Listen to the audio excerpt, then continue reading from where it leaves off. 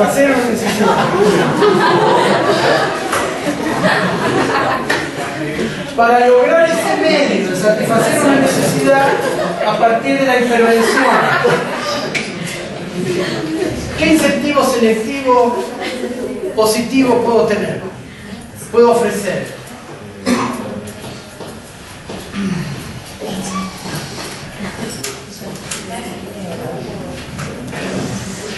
Necesidad de conseguir trabajo. La intervención, ¿qué puede llegar a ser?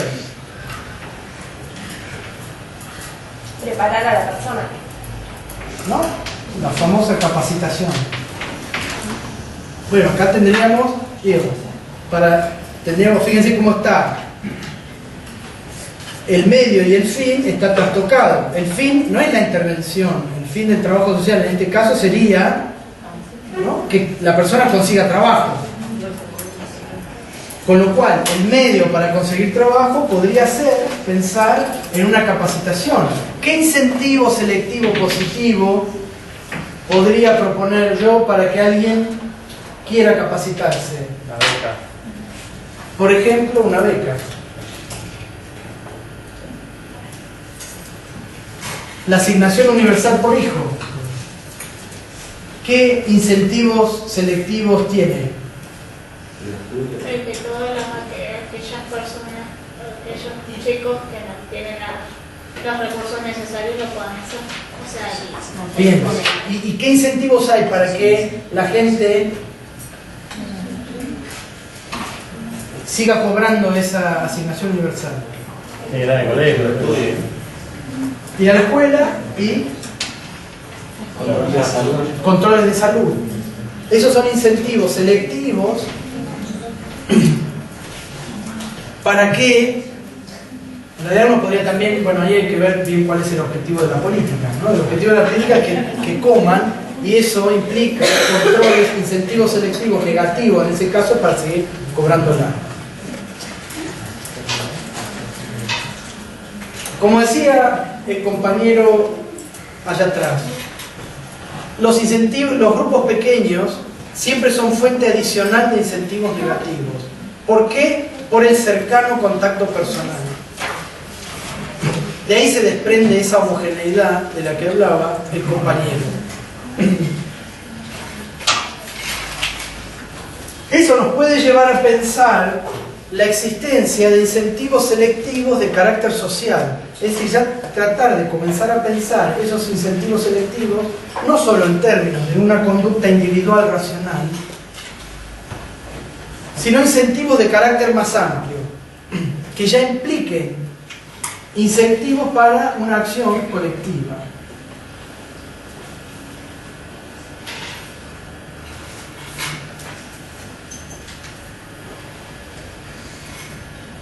Ahora bien, ¿qué tiene que ver con todo esto Richard Sennett? ¿Qué les parece?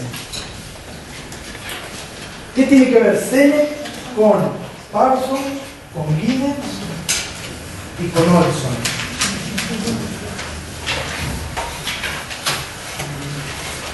¿Qué les parece? la forma en que los panaderos trabajaban. La forma en que los panaderos trabajaban.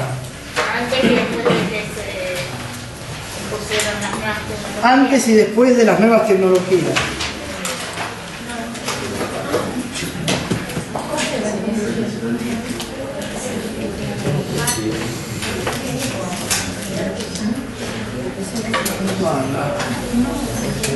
Ah, esto empezaba acá.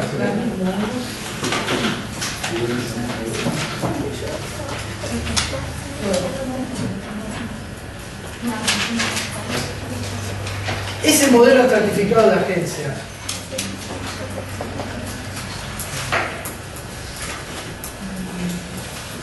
¿me sirve para explicar algo de lo que uno lee en Sennett? Sí. ¿Hay en Sennett una teoría de la acción como la que venimos discutiendo hasta acá? No. ¿Qué hay en Sennett? Un reflejo de la teoría. Hay una descripción, cierta explicación de conductas a partir de ciertas conceptualizaciones que ya fueron hechas por otras personas. Por ejemplo, ¿por quién? Marx. Por Marx y otros sociólogos que él va citando a lo largo del trabajo. Bueno, si tuviéramos que hacer una lectura guidensiana de eso que está describiendo y explicando Sennett, ¿cómo podrían hacerla? Pensemos primero en los trabajadores, o pensemos, bueno, vamos a pensar, porque tampoco voy a darles todas las respuestas. Piensen en los trabajadores vietnamitas, los trabajadores después de la tecnologización, como decía recién Sabato. Sennett se centra mucho más en lo que es la motivación, puede ser, de los trabajadores. Bien. En Sennett uno encuentra una preocupación por la motivación de la acción. Y él puede distinguir motivaciones distintas hasta cierto punto en unos y en otros, ¿no? ¿Cuál es la motivación de la acción? Que recuerden. Ustedes primero tienen que explicar qué es la motivación de la acción. Lo mismo cuando tuvieron que escribir el trabajo. Olviden Sennett. Tengo que explicar primero. Tengo que explicar primero qué es la motivación de la acción. ¿Qué era? Era aquello que llevaba a actuar, que no era necesariamente inconsciente, sino que era lo que el sujeto hacía a veces porque repetía conductas o porque sabía hacerlo. En el caso de esos trabajadores vietnamitas, ¿cuáles son las motivaciones de la acción que describe Sennett?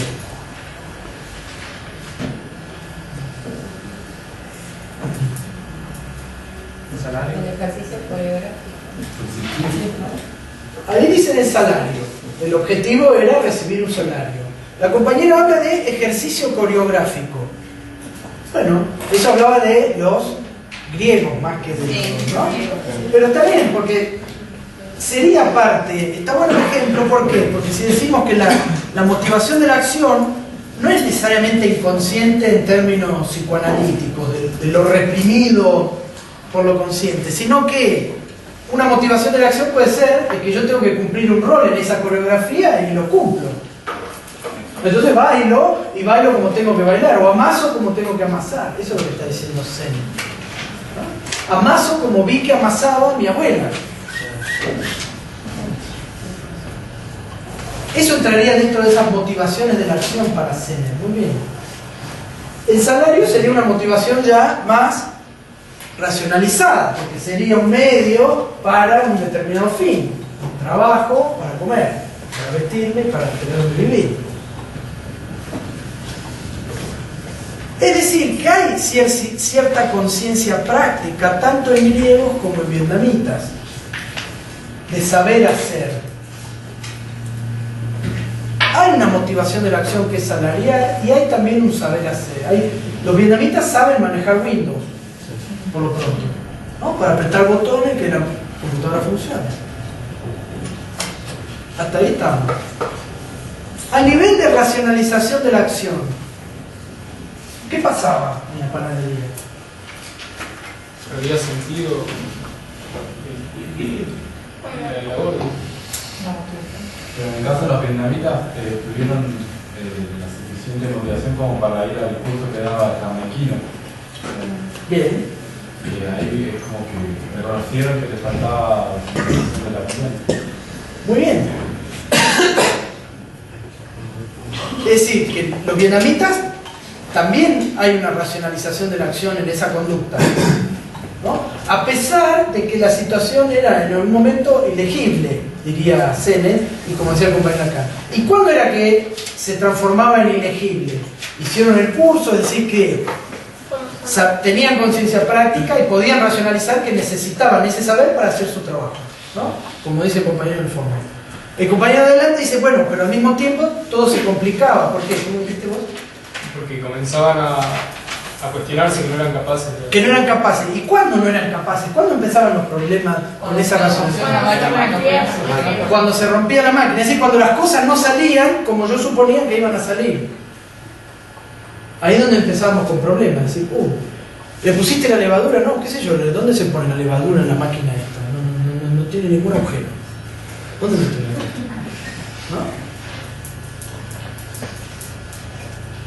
Entonces ahí había una capacidad de explicación y una capacidad de racionalización de la acción distinta entre griegos y vietnamitas.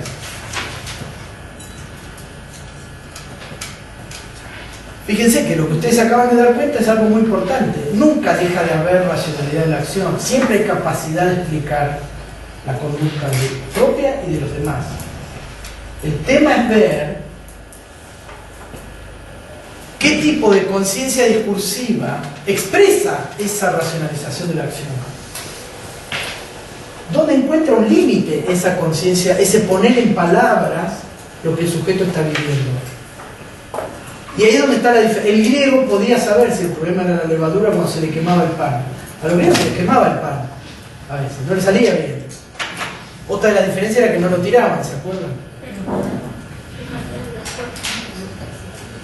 Entre paréntesis, hoy leía una noticia donde creo que 1/3 del mundo no se alimenta bien, pasa hambre, ¿no? 1/3 de la comida del mundo se tira, se desperdicia.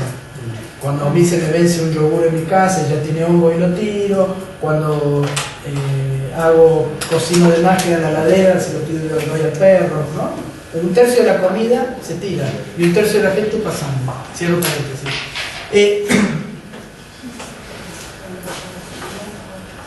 Entonces hay una racionalización de la acción de tipo diferente, pero en ambos casos hay racionalización de la acción. No es que los vietnamitas, como no saben manejar la máquina, dicen, fangulo, la máquina de mierda no sirve para nada. No, hay una racionalización. Toman el curso del jamaiquino, intentan hacerlo bien y se frustran cuando no pueden hacerlo bien. Y logran poner eso en palabras, sobre todo en el caso del jamaiquino, dice Sennett. Por lo tanto, ¿qué sucede a nivel del registro reflexivo de la acción? ¿Qué dice Sennett? ¿Qué era el registro reflexivo de la acción? Era el hecho de poder tener un registro de mi conducta, la conducta de los demás y el contexto, el espacio. Puede ser como cuando decía que eran de clase media.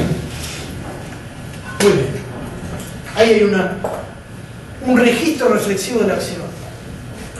Una lectura de dónde me paro en esa estructura social. ¿Dónde estoy? Bueno, no en clase media.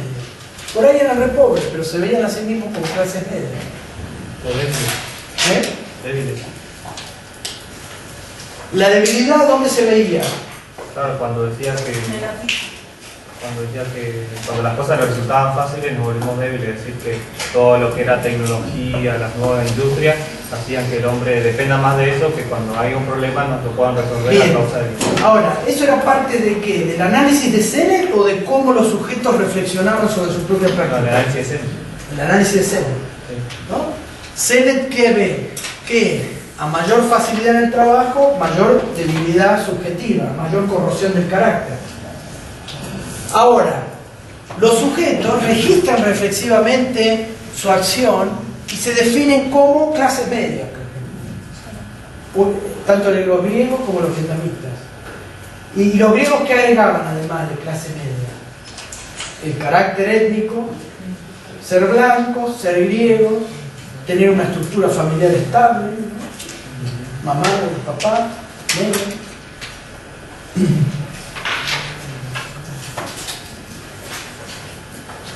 ¿Había condiciones inadvertidas de la acción en ambos casos?